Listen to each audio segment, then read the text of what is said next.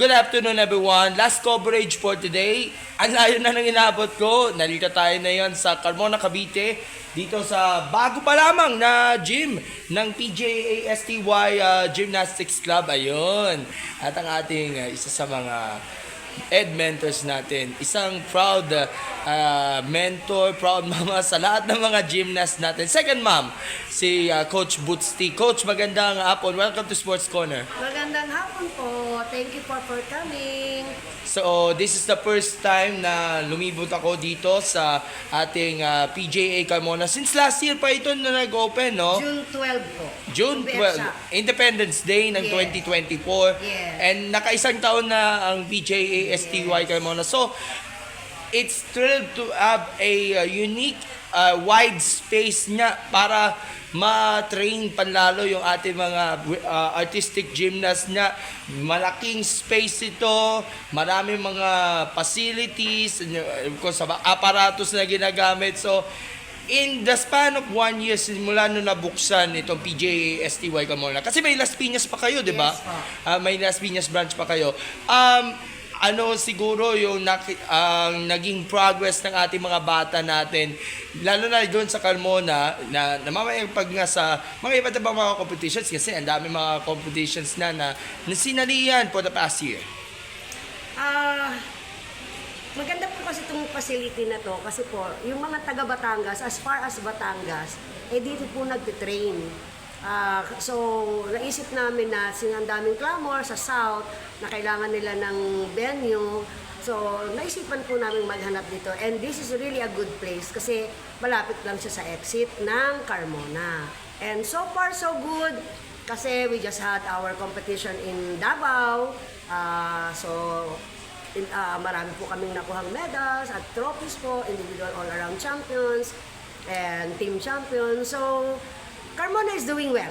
Carmona is picking up. So, syempre po, 1 year pa lang. So, at least ngayon medyo na kami. Gumaganda na yung enrollment namin. And we are thrilled to have me dito covering nga itong training camp nga with the PJA STY Carmona, and even yung mga kalapit na lugar na may PJA STY na gyms na inos nyo yung training camp ng ating Paris Olympian na si Libay Huy Bibar na nagkasama kayo doon sa Madayaw Gymnastics Camp. Yes, yes. Kasi actually sila yung nag-reach out eh. Nagulat nga kami dahil bigla na kami naka-receive ng email na she was asking if pwede daw kasi this is her passion. So she wanted to help, she wanted to and last time she visited here and she was welcomed warmly. So kaya gulat na gulat ako, hindi ako makapaniwala when we got an email coming from Levi's camp that they wanted to have an activity. Actually, hindi siya camp eh. It's more of an interaction with the children and with the parents. Kasi motivating the children, seeing her perform, seeing her, alam mo, as simple as pointing her toes. So, malaking impact na yun nung nakikita nilang si Ate Levi nila, grabe yung pointing. So, again, I would like to thank Levi for reaching out na she wanted to have visit here in PJA to give little by little kung ano yung kaya niyang maibigay in a short time. Okay. Added boost ba ang pagbisita nga ni Levi dito sa PJA STY gym natin na para at least ma-improve, ma-enhance at mas lalo pagandahin pa yung routines and techniques na ng ating mga gymnasts. Kasi yung iba, nag-aanda sila sa mga local competitions and then international competitions at yung recent ngayong Madayaw Cup. Actually, napakalaki ng impact niya. Kasi unang-una, pag sinabi mong Olympics, yun na yung the highest diba? So, sino hindi mag-go-goal na gusto mag-Olympics?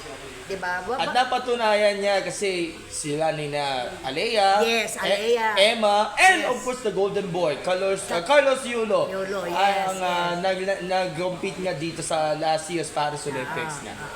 Kaya, ang maganda kay Levi, sobra siyang mag-interact sa mga bata. Yung mga small, malaking impact kasi as you can see, iba talaga pag nanggagaling dun sa Olympian eh. Honestly, pareho lang kami ng sinasabi. Pero iba yung intense na ibibigay niya doon sa mga gymnast. So, nakakatuwa si Levi. Napaka down to earth niya and napaka sharing her knowledge. Hindi lang sa mga bata. She's gonna speak to the parents and she will talk about what is the responsibility of the parents in not making a champion of a gymnast as a champion, but that the whole thing na pag pumasok sila sa gymnastics, ito, mamaya may kakausapin ni Levi yung mga parents at saka yung mga bata. Okay. Sa inyong kampo naman sa PGA STY, meron tayong upcoming 10th STY International Gymnastics Cup. Kasi pag sinabing October, yan yung birth anniversary ng inyong husband, the late Coach Sunny T. Medyo nag-iba lang muna ng venue na yun kasi dati lagi sa Muntinlupa. For Ngayon, 9 years. lumayo na sa Binyan, Laguna, sa Alonte Sports Arena gaganapin ng competition. Could you share to us an overview? Paano kayo naghahanda na para sa competition na yun? Actually, the reason why kami napalipat is talaga naman dapat last year pa under renovation na yon. So, ngayon nire-renovate siya. Hindi siya ma-ready sa October, sa February pa siya. Good thing, thank you to the good mayor of Binyan, Mayor Alonte, for accepting that the 10th PGA STY International Gymnastics Cup is going to be held in Alonte Sports Complex. And guys, ngayon, merong Japan, may Singapore, may Malaysia, may China, may marami, may Vietnam. So, last year we had 800 something. Hopefully, we'll have more than that. So, please, for those who wants to join, may konting slot pa kami na natitira. 1,000 lang po kasi yung target namin. So, if you are interested, please email us or message us sa aming Facebook page, PGA STY, kung gusto niyo po magpa-invite. So, imbitahan ka namin ikaw sa mga guestings namin sa iba't ibang mga programs para talakayin nga itong napalapit na ng mga competition. Lastly, medyo umaatikabo din ang magiging competition calendar natin. Nakita ko sa mismong chart, meron tayo sa Hong Kong, meron tayo sa Jakarta, meron tayo sa Bambi Games at susuporta din tayo sa ating Philippine team, si Eldrew at si Elizabeth Anton Sa junior. for the FIG Junior Worlds this coming November. Definitely. We will be watching. Nandito na sa Pilipinas. Come on, Filipinos, let's cheer. Let's give them a boost.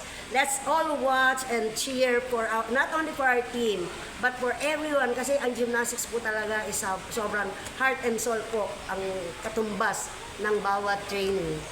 So, sana, supportahan po natin. Let's all, of course, congratulations sa Gymnastics Association of the Philippines, headed by the good president, Ma'am Cynthia Carrion. Job well done. And thank you so much po sa inyong patuloy na pagpupunjagi na mapaganda po ang competition. Magkaroon tayo ng mga competition. And next year, mag-host din tayo ng Asian Championships naman ng artistic. Oh. Baka may posibilidad pa na si Carlos Yulo ay maglalaro sa harap ng mga Pinoy fans. Wow, Yan sinabi nga ni Ma'am Cynthia during the sidelines na sa press con ng FIG Junior. Oo, para mapanood natin. Yeah, oo. Dapat lahat tayo manood. Punuin natin kung saan man yung venue na yan. Yan. Okay, Ma'am Boots, baka may gusto kayong imbitahan na, of course, sa ating mga viewers ay pasasalamatan. Okay. Firstly, of course, thank you so much for coming. And we would like to thank Levi together with her team for coming over, reaching out, and making this activity a fruitful one.